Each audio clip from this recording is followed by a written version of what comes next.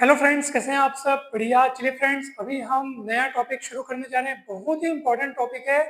और दोस्तों, उस टॉपिक का पहले अपन डेफिनेशन देखेंगे, फिर उस पर आधारित थ्योरम देखेंगे। और बहुत ही जबरदस्त और सिस्टमेटिक तरीके से आसान भाषा में हमने यहाँ पे उस डेफिनेशन को और थ्योरम को लिखा हुआ है। आपको पूरा पूरा बहुत अच्छे से समझ में आ जाएगा। बस आप इस वीडियो को शुरू से लेकर लास्ट तक जरूर देखिएगा। आज जो हम टॉपिक पढ़ने जा रहे हैं वो है नेस्टेड सीक्वेंस ऑफ इंटरवल्स, अर्थात अंतरालों का समावेशी अनुक्रम। दोस्तों, ये जो भी अपन ने यहाँ पे लिखा हुआ है, जो भी आज हम आपको समझाएंगे, तो वो हिंदी और इंग्लिश दोनों भाषाओं में आपको समझाएंगे। भले ही आपको हिंदी में लिखा हुआ दिखे या इंग्लिश में लिखा हुआ दिखे, परंतु आपको समझाते समय हम दोनों भाषाओं का इस्तेमाल करेंगे। इसलिए आप चाहे हिंदी मीडियम से हो चाहे इंग्लिश मीडियम से, आपको ये पूरा पूरा समझ में आ जाएगा। साथ ही हमने यहाँ पर बहुत ही आसान भाषा का इस्तेमाल किया है, मतलब थ्योरी जितना हो सके कम, ठीक है, और गणितीय काम ज़्यादा किया है और सरल भाषा में इसको लिखने का प्रयास किया है दोस्तों, ताकि हम आपको अच्छे से समझा सकें।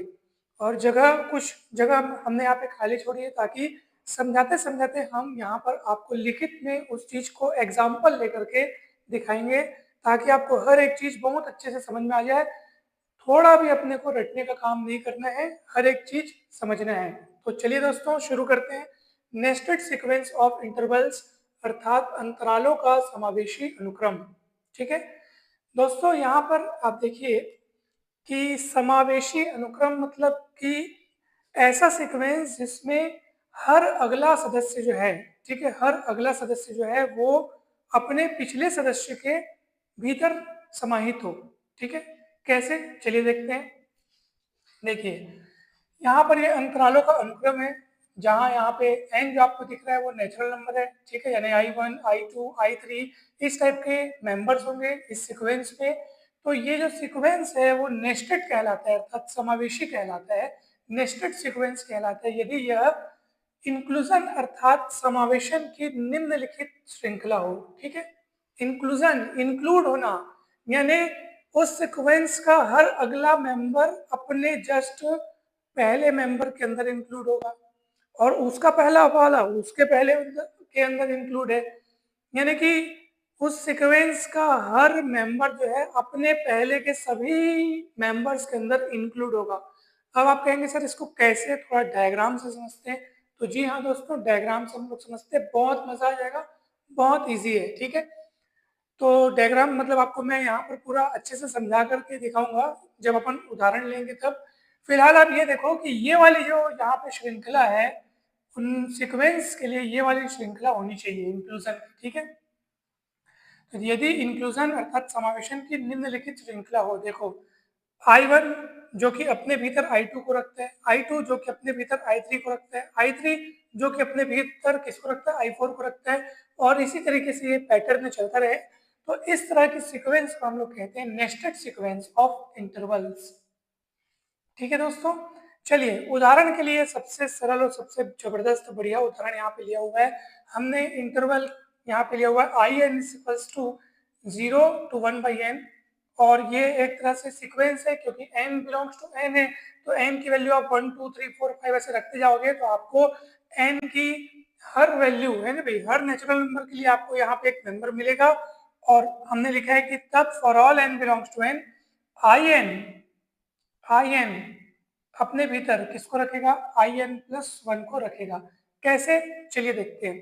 देखो दोस्तों, IN क्या होता है, 0 to 1/n का इंटरवल। ठीक है, तो इस हिसाब से I1 मतलब हो जाएगा 0 to 1/1, अर्थात 0 1/1 मतलब तो 1 होता है, तो 0 1 इंटरवल हो गया, क्लोज इंटरवल। ठीक है, क्लोज इंटरवल 0 to 1 हो गया। अब देखिए, अब 0 1 को मैं यहाँ पे बनाऊंगा तो कैसे बनाऊंगा, ध्यान दीजिए। ये मान लीजिए ये है आपका 0 और ये आपका 1। ठीक है, चलिए बताइए अब I2 क्या होगा, बताओ भला। I2 अर्थात n के स्थान पर 2, तो n के स्थान पर 2 रखोगे तो आपको क्या मिलेगा, 0 to 1/2 वाला क्लोज इंटरवल यहाँ पे मिलेगा आपको। ठीक है, 0 to 1/2 का यहाँ पे आपको क्लोज इंटरवल मिलेगा। इसका मतलब क्या है, 0 to 1/2, 1/2 मतलब जस्ट इसका आधा। ये देखो, आप जस्ट आधे में पहुंच गए। और ये वाला जो इंटरवल है, इसको मैं थोड़ा नीचे लिखता हूँ, ये ऐसे। ठीक, अब आप खुद देखो, ये जो छोटा इंटरवल है, क्या ये बड़े इंटरवल का सबसेट नहीं है क्या? अवश्य है। ये छोटा इंटरवल बड़े के अंदर समाहित नहीं है क्या? अवश्य है। अगर आप I3 लोगे, I3 मतलब n की जगह यहाँ पे 3 रख के देखो, तो 0 to 1/3 का आपको एक क्लोज इंटरवल मिलेगा। तो यहाँ पे आप 1/3 लगाओगे, 1/3 मतलब कि लगभग लगभग अब अंदाज से आप बना सकते हो बिल्कुल इसको, कुछ इतना आना चाहिए। अब इसके आधे के थोड़ा उस पार होना चाहिए, क्योंकि एग्जैक्ट आधा करोगे मतलब वो क्या हो जाएगा, 0.25 है ना भाई। जैसे 1/2 मतलब क्या होता है, 0.5 है ना भाई। तो ये बीच का क्या हो जाएगा, 0.25, परंतु 1/3 मतलब क्या हो जाएगा, 0.333, यानी आधे से थोड़ा उधर हटेगा। तो ऐसे अंदाजतन हम लगाए हैं। तो ये वाला इंटरवल जो बनेगा दोस्तों, ये देखो। अब क्या ये वाला इंटरवल इसके अंदर नहीं है क्या? क्या ये वाला इंटरवल इसके अंदर है ना भाई? ये वाला इसका सबसेट है, ये वाला इसका सबसेट है। ऐसे ही आप अब देखो ना, यहाँ पे आप n की वैल्यू बढ़ाते जाओगे 1, तो ये क्या हो जाएगा, 1/4, 1/5। तो आपको और अंदर पॉइंट्स मिलते जाएंगे बारीक। अभी आप यहाँ से यहाँ पहुंचे, यहाँ से यहाँ, यहाँ से यहाँ, और ऐसे आप बारीक होते जाओगे। किंतु आप जीरो के देखो ना, क्योंकि शुरुआती बिंदु सब क्या है, जीरो है। तो शुरुआत जीरो रहेगी, परंतु आपका ये जैसे जैसे आप एन की वैल्यू बढ़ाते जाओगे, जैसे 1/2 मिला है, ये वाला इंटरवल ये उसके अंदर है, फिर ये वाला इंटरवल इसके भी अंदर है, फिर एन की वैल्यू 4 दोगे तो जो मिलेगा वो उसके भी अंदर होगा। ऐसे करते करते करते करते आप, हमारा जो इंटरवल है वो छोटा होते जाएगा, परंतु जीरो तो सब में रहेगा दोस्तों, जीरो तो सब में रहेगा। चाहे आप अब देखो, आप बोलोगे सर एन की वैल्यू बहुत बहुत बहुत बढ़ा लो, खूब बढ़ा लो आप एन की वैल्यू को, तो ये इंटरवल बारीक होते होते होते होते होते जब एन टेंस टू इन्फिनिटी वाले केस में आप पहुंचोगे, तो आप समझ जाओ कि ये जब उस समय भी मतलब एन टेंस टू इन्फिनिटी होगा, तब भी जो एकदम छोटे से छोटा इंटरवल भी जो आपको मिलेगा, उसमें जीरो तो रहेगा, क्योंकि देखो जीरो सब में है, इसको कोई नहीं हटा सकता। इसलिए यहाँ पर लिखा है दोस्तों, यहाँ पर देखो इंटरसेक्शन आई एन करेंगे, यानी कि ये जो सारे इंटरवल्स जो बन रहे हैं, सबसे बड़ा बना, फिर उसका आधा बना, फिर उससे छोटा, ऐसे करके फिर सबों का अगर अपन इंटरसेक्शन निकालेंगे, इंटरसेक्शन मतलब क्या होता है, सबों में आप कॉमन देखो, तो कॉमन क्या है। तो भैया आप देखो कि भले ये जैसे एन की वैल्यू बढ़ती जा रही है, तो इंटरवल छोटा होते जा रहा है, होते जा रहा है, होते जा रहा है, होते जा रहा है। कॉमन मतलब क्या होता है, जो सब में हो। तो ये इंटरवल जब छोटे होते जा रहे हैं, तो सारे जैसे देखो ना, अब मैं बोलूंगा इनमें इनमें इंटरसेक्शन क्या है, यानी 0 to 1 वाले में और 0 to 1/2 वाले में इंटरसेक्शन क्या है। तो इंटरसेक्शन मतलब क्या बोलोगे, जो दोनों में कॉमन होता है। आप बोलोगे सर 0 1 की बात कही आपने, तो 0 से 1 तक हुआ, लेकिन जैसे ही आप 0 to 1/2 बोल रहे हो, तो 0 to 1/2 मतलब ये लोग तो छूट गए अब। यानी कि अब इंटरसेक्शन करूंगा मैं इन दोनों का, तो मुझे यहाँ से यहाँ तक की चीजें मिलेंगी, क्योंकि वो चीज है जो इसमें भी है और यहाँ वाली चीज इसमें भी है। ये लोग तो छूट गए, क्योंकि ये लोग तो 0 to 1 वाले इंटरवल में है, परंतु 0 to 1/2 इंटरवल में ये लोग नहीं है ना, तो उधर छूट गए। जैसे ही मैं एक अगला इंटरवल यहाँ पे लाया 0 to 1/3, अब हम और इधर आ गए और अंदर प्रवेश कर गए, इधर हो गया। अब अगर मैं तीनों का इंटरसेक्शन करूं, तो फिर ये लोग भी छूट जाएंगे। क्यों? क्योंकि इसमें केवल यहाँ से यहाँ तक की चीजें हैं। ऐसे ही एन की वैल्यू और बढ़ाते जाओ, तो इधर और बारीक होते जाएगा, और ऐसे ही और बढ़ाते जाऊं, तो इसको मैं अगर अनंत टर्म्स तक ये काम करूं, तब भी इतना तय है कि सब के अंदर क्या रहेगा, जीरो तो रहेगा। इसलिए इसका इंटरसेक्शन जो होगा, सिंगलटन सेट जीरो आएगा दोस्तों, सिंगलटन सेट जीरो। ये मैंने आपको आसान भाषा में समझाया है। सिस्टमेटिकली इसको प्रूफ करने के लिए हमको आर्किमिडियन गुणधर्म की मदद लेनी होती है। इसका प्रयोग करके आप ये आसानी से दर्शा सकते हो दोस्तों। ठीक है दोस्तों, तो इसको आप हमेशा सदा ध्यान रखिए, याद रखिए कि ये नेस्टेड सीक्वेंस क्या होता है, जिसमें अंतराल जो है वो हर अगला सदस्य अपने पिछले सदस्य के भीतर समाहित हो। ठीक है दोस्तों, तो ये नेस्टेड सीक्वेंस हुआ। अब नेस्टेड इंटरवल प्रॉपर्टी देखो आप, समावेशी अंतराल गुणधर्म, बहुत जबरदस्त इंपॉर्टेंट थ्योरम है ये। चलिए देखते हैं, सरल भाषा में लिखा हुआ है, ये आपको समझ में आ गया होगा दोस्तों। ठीक है, सबों का इंटरसेक्शन क्या आएगा, इन सबों का इंटरसेक्शन करोगे तो सिंगलटन सेट जीरो आपको मिलेगा दोस्तों। ठीक है, कहीं पर भी कोई डाउट न रखिएगा, डाउट होगा तो जरूर पूछिएगा दोस्तों। चलिए अब हम देखने जा रहे हैं एक थ्योरम, काफी इंपॉर्टेंट है और बहुत, अब आपको लगेगा सर ये सब क्या लिखा है, सर बहुत कठिन लग रहा है। दोस्तों बिल्कुल कठिन नहीं है। थ्योरम में लिखी हुई बातों को हम चित्र के माध्यम से समझेंगे, अंतरालों को प्रॉपर बनाएंगे, आपको एक एक चीज समझ में आएगा, बस आपको धैर्य रख के देखते जाना है। ये हमने इसलिए पहले से लिख लिया ताकि समय की बचत हो और वो समझाने का फ्लो जो है वो लगातार बना रहे, ताकि आपको ये थ्योरम बहुत अच्छे से समझ में आ जाए। तो दोस्तों देखो क्या बोल रहे हैं, मान लो एक इंटरवल का आपको यहाँ पे सीक्वेंस दिया है, I N is equals to A N to B N, जहाँ N belongs to N, N क्या है, नेचुरल नंबर है, समावेशी अनुक्रम है। ये समावेशी मतलब आप समझ गए होंगे कि हर अगला मेंबर पिछले मेंबर के भीतर होगा, ठीक है। इसी तरीके से ये है समावेशी अनुक्रम, इसी को बोलते हैं नेस्टेड सीक्वेंस, इसी को बोलते हैं। तब हमको दिखाना है कि इंटरसेक्शन ऑफ आई एन, जहाँ एन बराबर 1 से अनंत, यानी कि इस टाइप के जितने भी इंटरवल्स बनेंगे उनका इंटरसेक्शन जो होगा वो नॉन एम्प्टी होगा, मतलब कुछ न कुछ तो उसके अंदर होगा ही होगा। ये आपको बताना है, इन सबों के अंदर कुछ न कुछ तो ऐसी चीज है जो सब में है, सारे इंटरवल्स में है, कोई ना कोई ऐसी चीज आपको कॉमन मिलेगी ही, इसलिए इनका इंटरसेक्शन जो है वो नॉन एम्प्टी है, ये हमको दिखाना है। तो चलिए अब देखते हैं हम इसका प्रूफ। चूंकि दिए हुए अंतरालों का अनुक्रम, ये जो आपको सीक्वेंस ऑफ इंटरवल्स दिया वो कैसा है, वो नेस्टेड है। नेस्टेड है मतलब सीक्वेंस का हर मेंबर जो है वो अपने पिछले मेंबर के अंदर कंटेंट है। जैसे I2 I1 के अंदर कंटेंट है, I3 I2 के अंदर कंटेंट है, और इसी तरीके से आगे भी।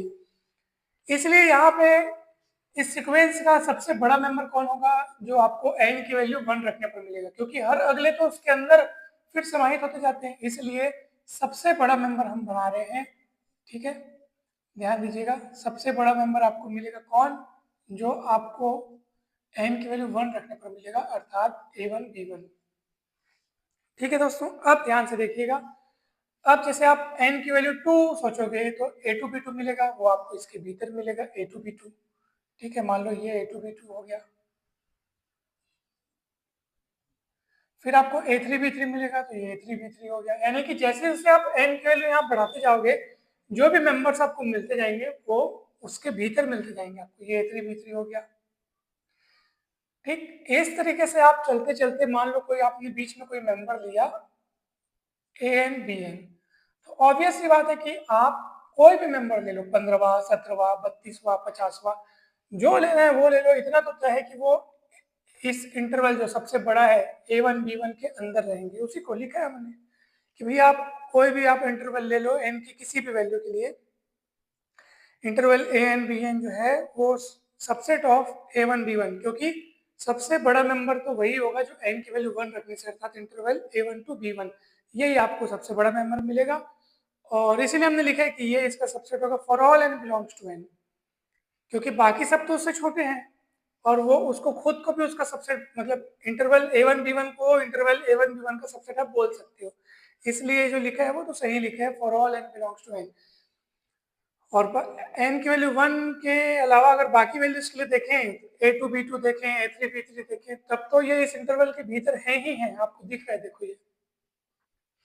इसका मतलब क्या है दोस्तों, इसका मतलब ये है कि आप इसमें कितने ही बारीक क्यों ना पहुंच जाए, और बारीक क्यों ना पहुंच जाए, देखो जैसे जैसे हम n की वैल्यू बढ़ाते जा रहे हैं, ये जो जैसे n की वैल्यू 1 रखे, बड़ा इंटरवल, n की वैल्यू 2 उससे छोटा, n की वैल्यू 3 उससे और छोटा, तो ये A1 इधर से रखते जा रहे, देखो जो शुरुआती बिंदु है ना वो इधर से रखते जा रहे हैं।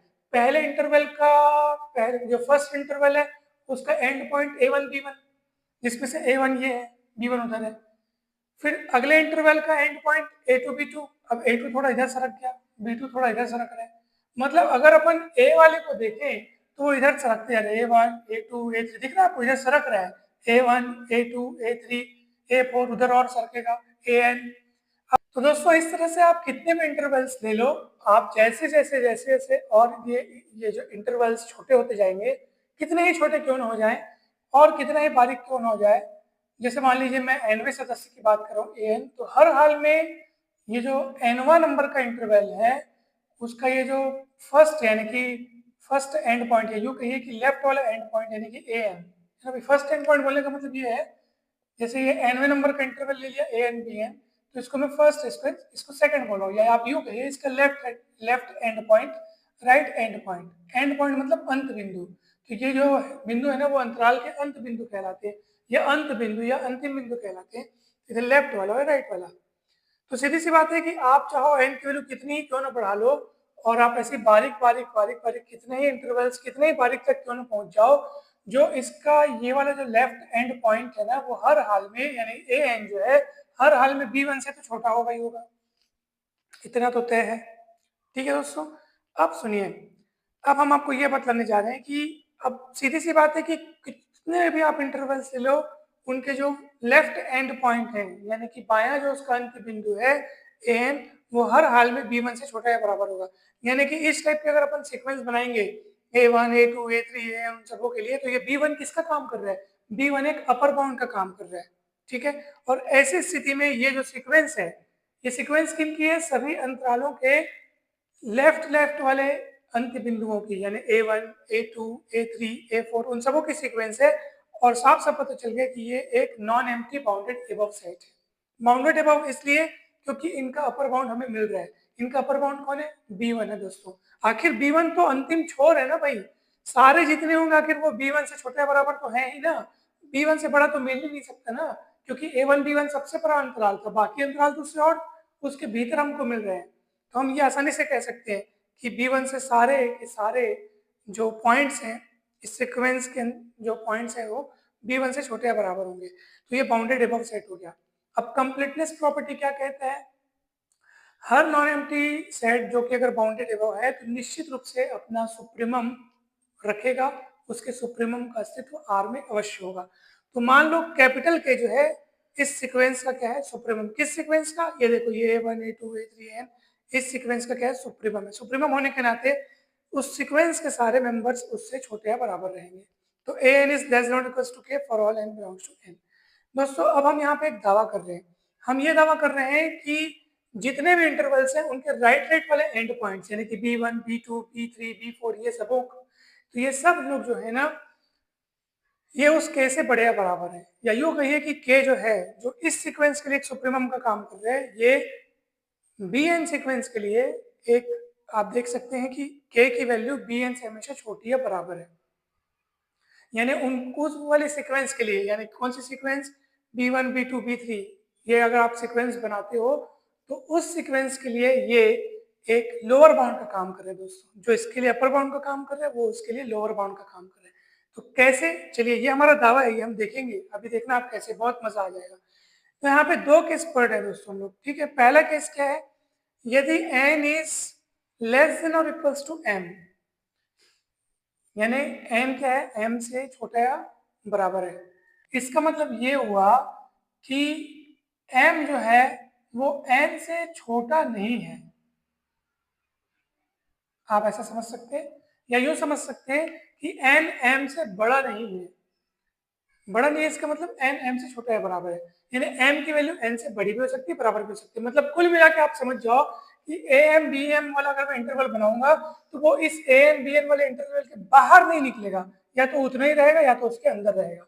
क्योंकि यहाँ पे कौन बड़ा दिख रहा है, m बड़ा दिख रहा है, m बड़ा दिख रहा है या n के बराबर दिख रहा है, यानी कि या तो उतना ही बड़ा इंटरवल बनेगा, या तो अगर बनेगा m वाला जो इंटरवल बनेगा तो वो उसके और अंदर बनेगा। क्योंकि हमने देखा है कि जैसे जैसे आप सीक्वेंस में आगे बढ़ते जाते हो, गिनती जो है नेचुरल नंबर की वैल्यू जैसे बढ़ती जाती है ना, 1 2 3 4 जैसे बढ़ते जाता है तो हमको उसके अंदर उसके अंदर उसके अंदर उसके अंदर इस टाइप से नंबर्स मिलते जाते हैं।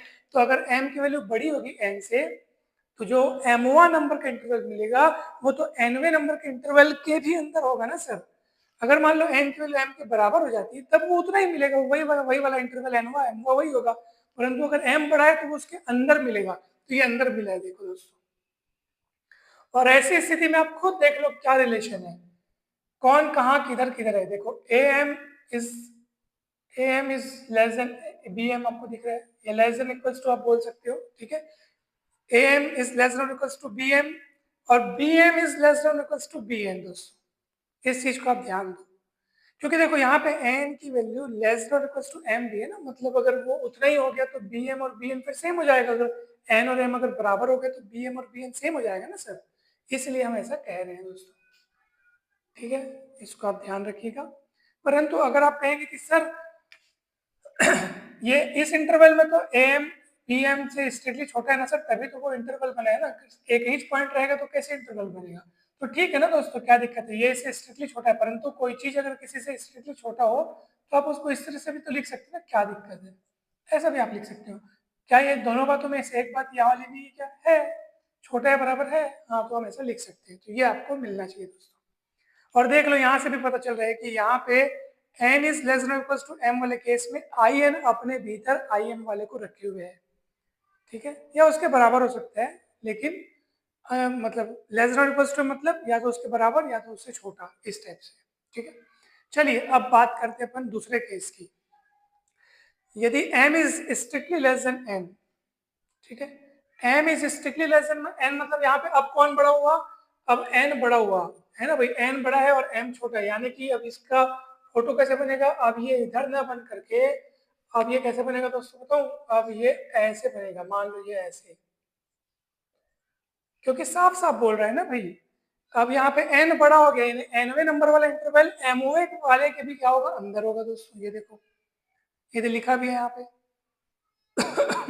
अब यहाँ पे बताओ क्या केस बनेगा, अब यहाँ पे क्या केस बनेगा बताओ, तो देख लो आपको कौन बड़ा कौन छोटा दिख रहा है, क्या रिलेशन दिख रहा है, एम इस तरफ दिख रहा है, उसके उस तरफ एन दिख रहा है, उसके उस तरफ कौन दिख रहा है दोस्तों, बी एन दिख रहा है, ठीक है, उसी को अपन लिखे, m is less than equals to n is less than equals to B n, जिस क्रम में आपको दिखे उसी क्रम में आपको लिखना है, क्या दिक्कत है।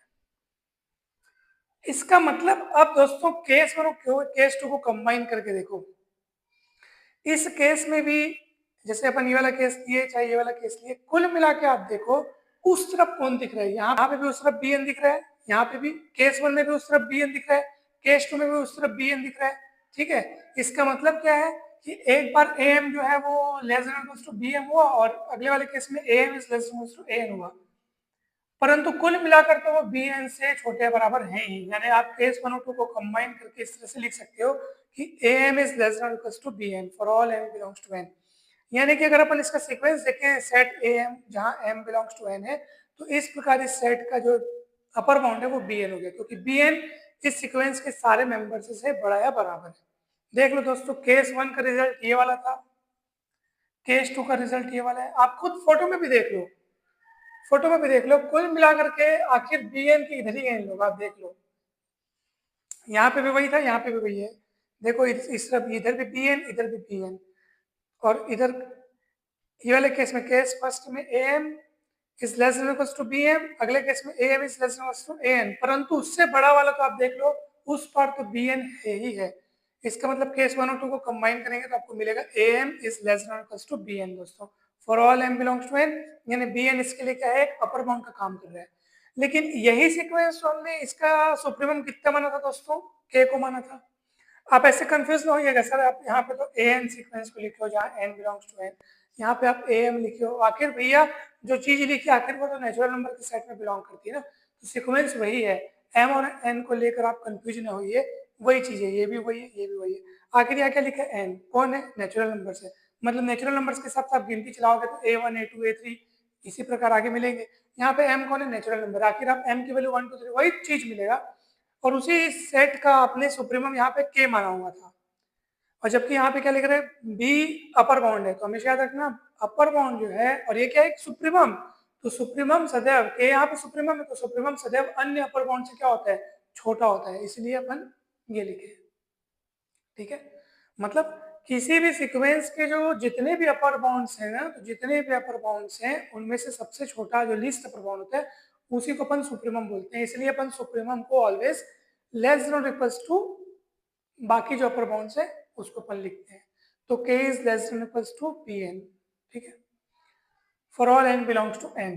तो ऐसी स्थिति में दोस्तों आपको क्या मिलेगा, देखो इसी k को आप a n से बड़ा या बराबर बताए हो, है ना भाई, इसी k को आप a n से बड़ा या बराबर बताए हो, और इसी k को आप b n से छोटा या बराबर बता रहे हो, मतलब दोनों को मिला के लिखेंगे तो k जो है ए एन से बड़ा या बराबर है परंतु बी एन से छोटा या बराबर है, यानी कि अब ए एन से बड़ा या बराबर मतलब के इधर है बेचारा बीच में, चाहे आप एन की वैल्यू कितना भी बढ़ा लो, कितना ही बारीक और बारीक और बारीक और बारीक कितना ही क्यों ना पहुंच जाओ, के सर्वथा ए एन और बी एन के बीच में आपको मिलेगा ही मिलेगा, यानी कि के सारे इंटरवल्स में मिलेगा, एन की वैल्यू बढ़ा बढ़ा के आप चाहे कितने ही बारीक क्यों ना पहुंच जाओ, के बिलोंग्स टू आई एन सदैव मिलेगा for all n belongs to N, यानी कि अगर हम कहेंगे कि भैया इस टाइप से फिर सारे इंटरवल्स में कॉमन क्या मिला, तो आप कहेंगे सर कॉमन कुछ मिले ना मिले, के तो मिल रहा है ना सर, बस इसलिए इनका इंटरसेक्शन जो है वो नॉन एम्प्टी होगा, अर्थात अरिक्त होगा।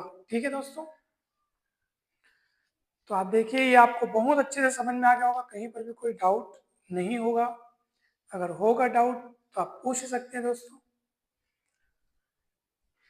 कितना बढ़िया तरीके से पहले बताया, पहले ये वाले सीक्वेंस को अपन बाउंडेड बताया, क्योंकि सब के सब देखो B1 उधर बाउंड्री उसका लास्ट छोर है, सारे लोग तो उससे छोटे बराबर होंगे ही होंगे, यानी कि B1 एक अपर बाउंड का काम कर रहे हैं, तो सेट क्या हुआ, बाउंडेड एबव हुआ। कंप्लीटनेस प्रॉपर्टी क्या कहती है कि भैया बाउंडेड एबव सेट है, निश्चित रूप से उसका सुप्रीमम अस्तित्व रखेगा, के उसका सुप्रीमम मान लिए। अब के को उसका सुप्रीमम मान लिए, तो अब ये दिखाओ कि जो सीक्वेंस, जो इंटरवल का जो सीक्वेंस है उसके राइट राइट वाले जो एंड पॉइंट्स हैं, ठीक है, राइट राइट वाले एंड पॉइंट्स हैं, उनको अपन लिए और अपन ये दावा करते हैं कि k is less than equals to bn, ये अपन दावा करते हैं। अब देखो किस तरीके से सिद्ध होता है, दो केस लिया आपने, पहले n is less than equals to m कहा, यानी कि nवां इंटरवल अपने भीतर mवां इंटरवल को रखता है, तो अभी हमको आपको बना के बताए थे, ऐसी स्थिति में am is less equals to bm, bm is less equals to bn। फिर अपन ये ले लिए, इसमें वो उसका रखता है, तो इस टाइप से मिला, लेकिन कुल मिला के देखो bn यहाँ पे मतलब bn की पोजीशन वही है, सबसे उधर उस तरफ में bn है ही है। ठीक है, तो आप इसको आसानी से लिख सकते हैं कि am is less than equals to bn for all m belongs to n। ठीक है, अब देखो दोनों में bn है ही, इसका मतलब आप इस सीक्वेंस am वाली सीक्वेंस के सारे मेंबर्स को आप bn से छोटा या बराबर बता सकते हैं, और इस तरीके से bn इस सेट का क्या हो गया, अपर बाउंड, किंतु k सुप्रीमम है अर्थात लीस्ट अपर बाउंड है, इसलिए k is less than equals to bn, और फिर हम दोनों को क्या किए, कंबाइन करके लिख दिए, तो पता चला कि k सारे इंटरवल्स में है, अर्थात उनका सारे इंटरवल्स का इंटरसेक्शन जो है वो नॉन एम्प्टी है। तो इस तरीके से आपको ये थ्योरम प्रूफ करना है दोस्तों, काफी इंपॉर्टेंट थ्योरम है। हम आशा करते हैं कि आपको बहुत अच्छे से समझ में आया होगा, कहीं पर भी डाउट हो दोस्तों तो जरूर पूछिए। वीडियो अच्छा लगा हो तो लाइक करके चैनल को सब्सक्राइब जरूर करें, और वीडियो को शेयर जरूर करें दोस्तों। Thank you so much.